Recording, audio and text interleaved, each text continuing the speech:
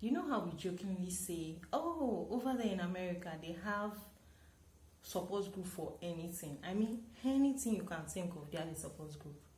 Alcohol Anonymous, so shopaholics, shopaholics Anonymous.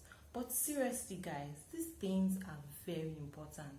Support is important because you meet people of the same kind of struggle, and then you're able to encourage each other to get out of that struggle.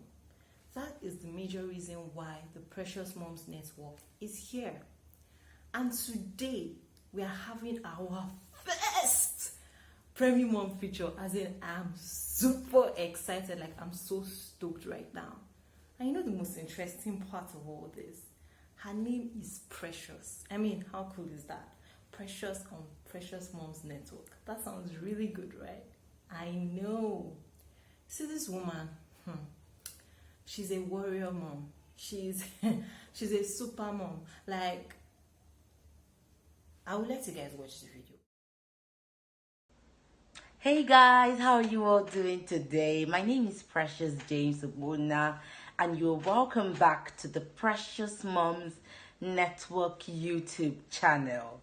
Before I get to introduce myself and tell why you're seeing me instead of Louis, I want to say thank you to Louis for giving me this opportunity to share my premium journey with you. I want to say thank you so much, darling. I do not take this privilege for granted. So, a quick introduction. My name is Precious James Obuna. I'm an early childhood educator and a parenting advocate. And I am a mom, a first-time mom to the most adorable toddler in Nigeria. Her name is Vicky. Her name is Victory. So, why am I here? Louis has permitted me to share my preemie mom journey with you. Life as a preemie mom in Nigeria is quite an interesting journey, and it's a story worth telling. So before we go into the whole preemie journey, preterm journey, let's go back to the beginning. Back to when I found out I was pregnant. So I got married in October 2016, and I took in July 2018. So for 2 years I was actively trying to conceive, and the day we found out that we were having Vicky, everyone was happy, from my pastors to the doctors to my parents, in-laws, hubby. Everyone was elated because it was a literal miracle. Okay, then from finding out we were having a baby to the pregnancy was a drama on its own. Okay, so it was a drama. I had to be on bed rest because it was a drama on its own. Okay, so fast forward to the day the real drama happened, the 27th of December 2018. I think a week before then, I had gone to the hospital for checkup and for my antenatal. And when I was checked, the routine checks that is done to pregnant women, the nurse noticed that my BP was slightly high. It was usually 120/80, 110/70. I think this time around it was 130/100, something of that range. It wasn't actually too high to cause an alarm. So the doctor said, okay, let's check. Probably because you've strolled, and probably that's why the BP is actually high. Let's wait a little bit and check again. We waited and we checked again, only to realize that it was still around that range. So I was given drugs and I was asked to come back in 2 weeks' time. So in that 2 weeks' time, I had to travel back to my base because for the length of the pregnancy, I wasn't with my hubby at the time. So I had to go back to York, where I stay with my husband. So I got back and I was supposed to go to the hospital. I got back, I got back on a Saturday, and I was supposed to go to the hospital 2 weeks from that Saturday for my antenatal checks. If you're pregnant, you know the whole antenatal checkups. So fast forward to the 27th of December. hubby had gone to work and I was alone at home. And I noticed I had this nagging headache. The headache was from the pit of hell. Like I took paracetamol, it was still there. So I called my hubby. I said, look, guy, I don't know what's happening to me. Come, I don't know what's happening. The headache was like nothing I'd ever experienced before in my life. So he said, okay, wait, I'm busy, because he was really engaged in that Christmas holiday. He said, I have a client, I need to do something, I'll get back to you, I'm coming. I had to keep calling till he left where he was, another town, and came back to meet me. Then my mind, first of all, went to the BP, because I was giving drugs. Come close. I don't like taking drugs. Don't tell anybody.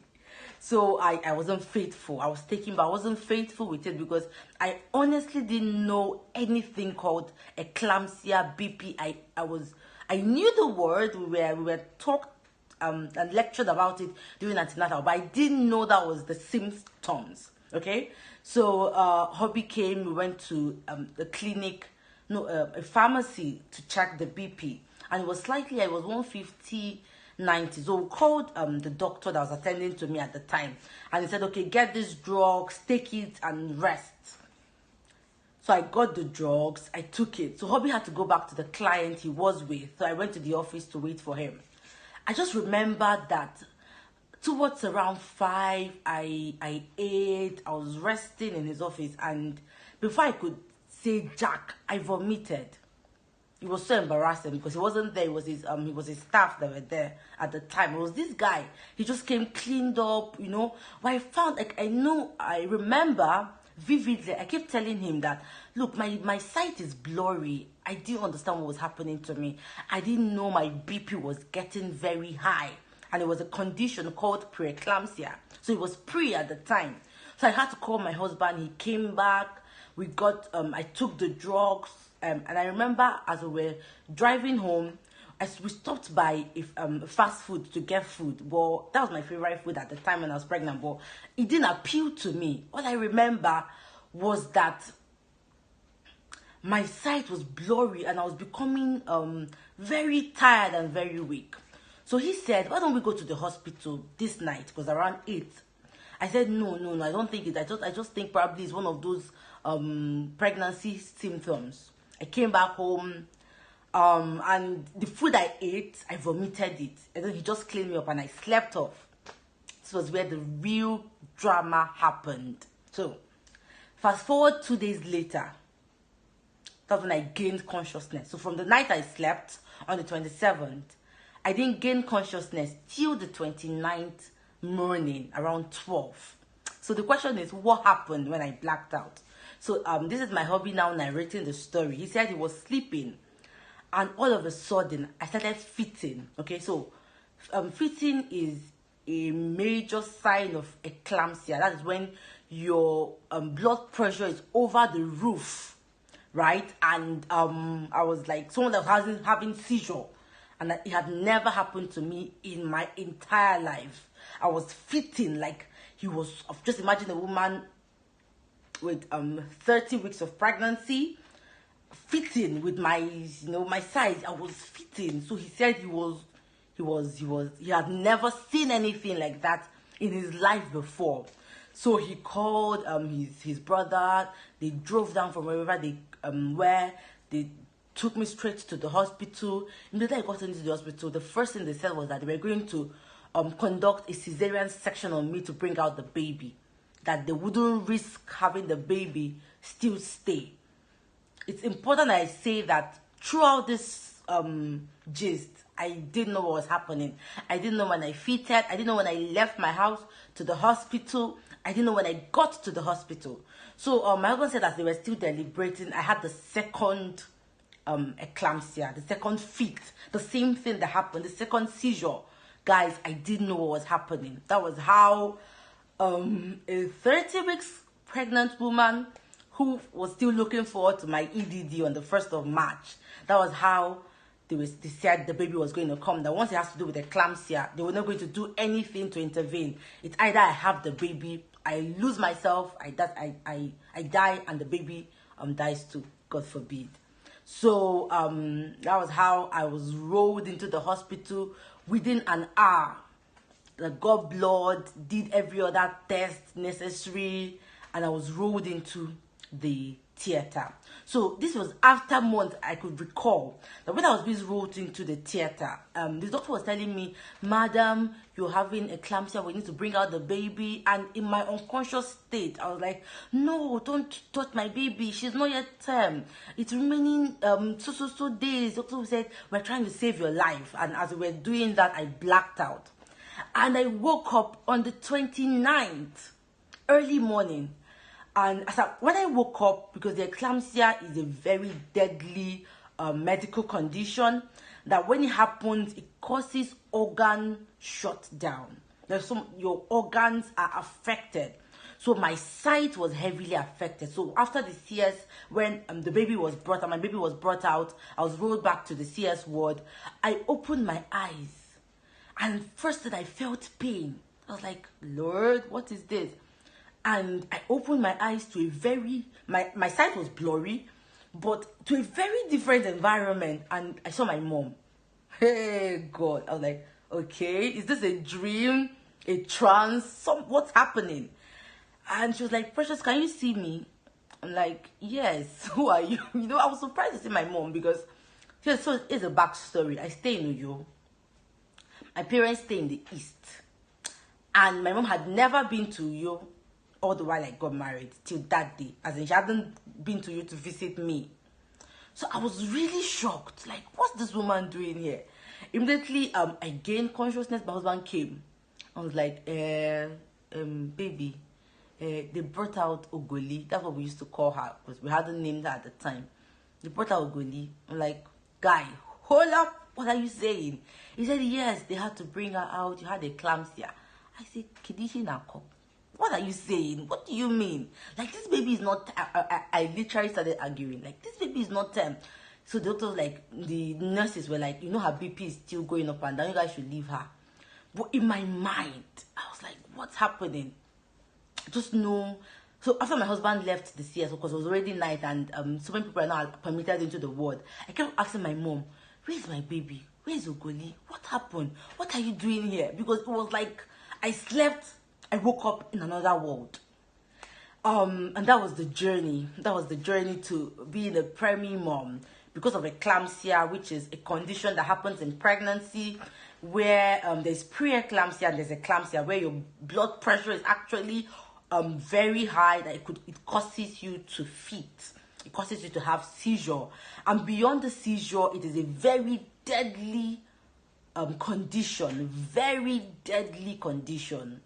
So that was it. So the next morning, the doctors came, they checked me. That's when they told me this story of myself fitting. And so I asked what of the baby. They brought a picture and they showed to me. I actually thought I lost her because they didn't allow me go into the SCBU, that's the special care baby unit, where preemie babies and high risk babies are. They didn't allow me go there. Actually, so they were trying to like console me that she didn't survive or something like that. I was already like, God, So they just show me pictures. See your baby, but the picture is wrapped with just one pink looking hairy baby, So that's when they told me that they brought her out and she was 1.1 kg, guys. It was like 1 point guinea, 1 point what? They said 1.1 kg. That she wouldn't be thankful to God that she survived. That after the fitting, most preemie babies, most babies that their mothers had eclampsia died, and I should be grateful to God. I shouldn't worry about the weight. So I think 4 days later, after the catheter had been removed and I could walk around a little bit with the whole CS pain, I was taken into the SCBU ward to see my baby. It was an incubator. Those pictures you see online with babies with wires, tubes, covered? That was how Vicky was, guys. That was how, oh God, that was how she was. Like, those things you see on Instagram, you're like, Jesus, does this happen in Nigeria? That was how she was. Very tiny. Like, You could just imagine if you have a 3 kg baby, now imagine a 1.1 kg baby. She was as small as this. Like, this used to carry her like this. She was as small as this. And I just know a blanket was covering her. I couldn't even see what she looked like. I just saw she had lots of hair, you know. And she was breathing. She was on oxygen at the time. Feeding tube, this tube, that tube. And that was it. That was it. From being a 31 weeks pregnant woman who was very elated, waiting for the whole wow. You know how you see a newborn baby, they are chubby, and you see a preemie baby, Lord, you'll be scared. My mom keeps saying she couldn't look at her. She was that small, guys. I don't know if this is going to put a picture to really show you guys. My Vicky was small. She was small, guys. She was 1 kg. If you've seen a 3 kg baby, then imagine a 1 kg. She was just skeleton. She was just skeletal with little flesh to cover. That was the journey into spending 68 days in the hospital, praying, trusting, and hoping that she survives. 18 months later, right now, 18 months later, I can say that tough times don't last, but tough people do. So if you watch that video to the end, I don't know how you felt about it. I know that I was just like, this woman is amazing. Like, where is my baby? What happened to my baby? And you saw the picture of the baby. You saw how small she was, how, really, guys, I mean, I've seen a picture of the baby now that she's 18 months, and there is no way you can know that that's the baby, that's the same baby. But while we are thankful that that happened, the journey, we'll have to bring Precious back to tell us the journey. I personally have a few questions for her. For example, did she have post-traumatic stress disorder, which is PTSD? Because it's very common when you go through this kind of experience or encounter. If she did, how did she handle it? Secondly, how did she handle going to the hospital frequently? These are questions. They are questions that need answers. Because the baby I saw in that picture must have had to go to the hospital like 1,000 times. Thank you so much for watching this video. If you found it of value, please share, like, subscribe, comment. Help spread the word about the Precious Mums Network. And if you're going through a difficult pregnancy or introduction into motherhood journey, I pray for you today. I pray that God will bless you. I pray that God will keep you. I pray that He will strengthen you on this journey. And I pray that very soon you'll be able to encourage other people with your story. I pray that the journey will end in praise for you. And at the end of it all, you'll be able to smile back and say, it didn't end badly.